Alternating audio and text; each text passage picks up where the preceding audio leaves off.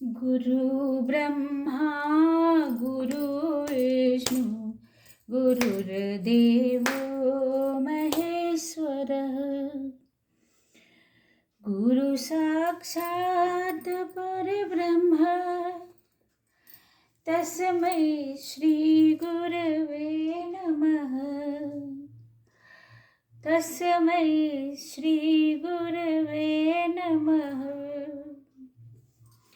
सरस्वती ने स्वर दिया, गुरु ने दीनो ज्ञान,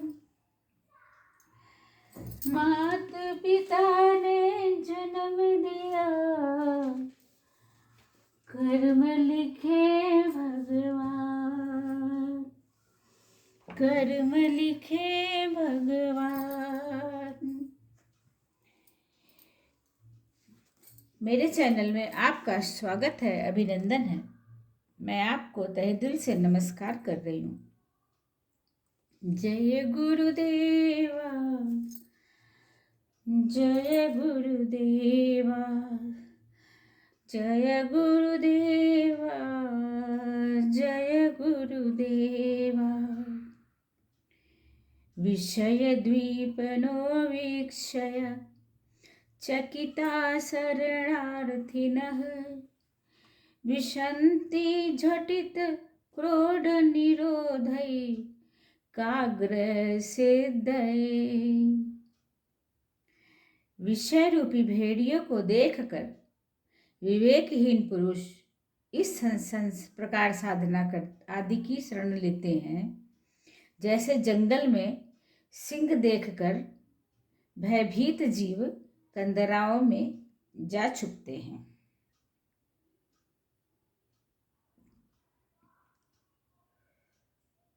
भोगी मनुष्य जब तक इंद्रियां सबल हैं तब तक विषय भोग करता है, फिर शिथिल होने पर उनसे डरने लगता है। इंद्रियां दयालु नहीं होती, उन्हें रस की ऐसी लालसा है कि अशक्त होने पर भी लिप्त होना चाहती हैं। पूर्ति तो व्यक्ति को करनी पड़ती है, स्थिति विकट हो जाती है और व्यक्ति इंद्रियों की इच्छाओं से डरने लगता है। तब वह ध्यान, साधना आदि प्रयासों से स्वयं को इंद्रियों से मुक्त हुआ दिखने लगता है, परंतु वह भ्रम है। स्वयं और इंद्रियों को भ्रमित करने का प्रयास भर है। बिल्ली को सामने देखकर चूहा आंखें बंद कर ले तो क्या वह बच पाता है? नहीं न। उसी तरीके से भोगी तो विषय रूपी भेड़िए का आहार है, उससे छुपने का प्रयास व्यर्थ है। निर्वासनं हरिं दृष्ट्वा तूष्णी विषयदन्तिनः पलायन्ते न शक्तास्ते सेवन्ते कृतचाटवः। वासना रहित तत्व ज्ञानी को देखकर विषय वासना इस प्रकार भाग जाते हैं, जैसे सिंह को देखकर हाथी चुपचाप एक ओर चल देता है। समर्थ की सेवा तो चाटुकार करते हैं, अर्थात विषयों को महत्व संसारी देते हैं।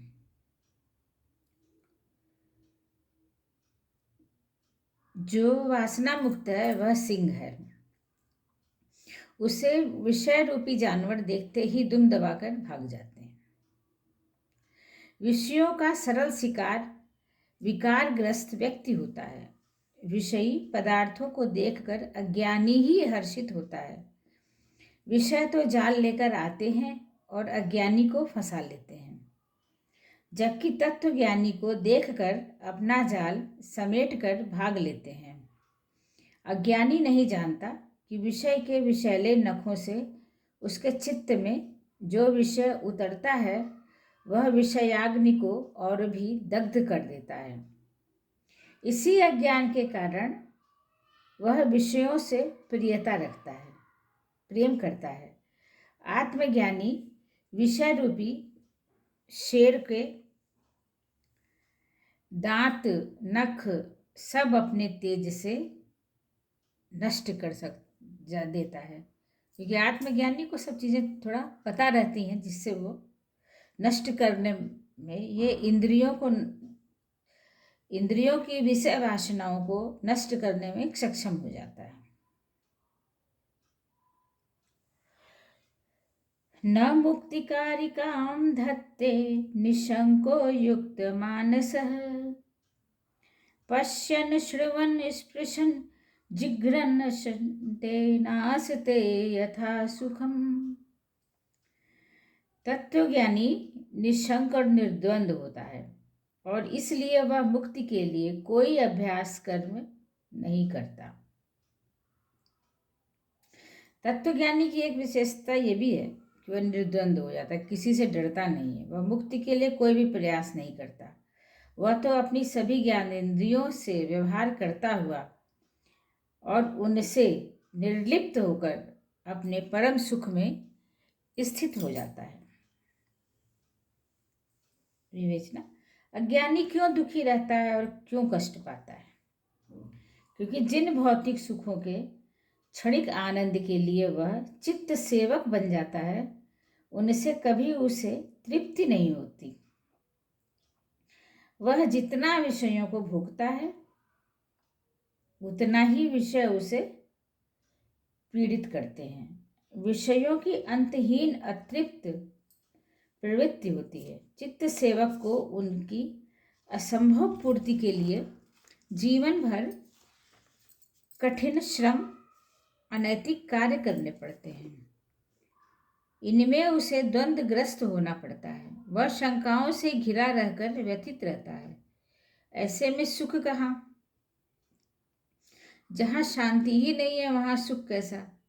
आत्मज्ञानी निशंक है, निर्द्वंद है, इसलिए शांति के लिए प्रयास भी नहीं करता, बल्कि सहज रूप से शांत होकर सुख में स्थित रहता है। आत्मज्ञान गुरु जी ने क्या बताया? आत्मज्ञानी के कौन से गुण हैं? तो वह आत्म में स्थित होकर शांत हो जाता है। उसे कोई भी ये सांसारिक प्रवंचनाएं उसको चलती नहीं है। जय गुरुदेवा, जय गुरुदेवा, जय गुरुदेवा, जय गुरुदेवा, जय गुरुदेवा, जय गुरुदेवा, जय गुरुदेवा, जय गुरुदेवा। शिव योगी तुम्हारे गुण गावे, ब्रह्मा विष्णु तुम्हें नित ध्यावे। जय गुरुदेवा, जय गुरुदेवा, जय गुरुदेवा, जय गुरुदेवा, जय गुरुदेवा, जय गुरुदेवा। तुम बिन कौन हरे दुख मेरो, मोको गुरुदेव कष्ट यति घेरो। आशा तृष्णा निपट सतावे, मोह मदादिक सब बिनसावे। जय गुरुदेवा, जय गुरुदेवा। गुरुदेव के चरणों में मेरा कोटि कोटि प्रणाम है।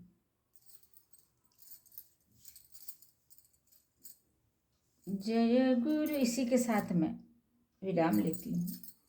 बड़ों को प्रणाम, छोटों को आशीर्वाद। जय गुरुदेवा।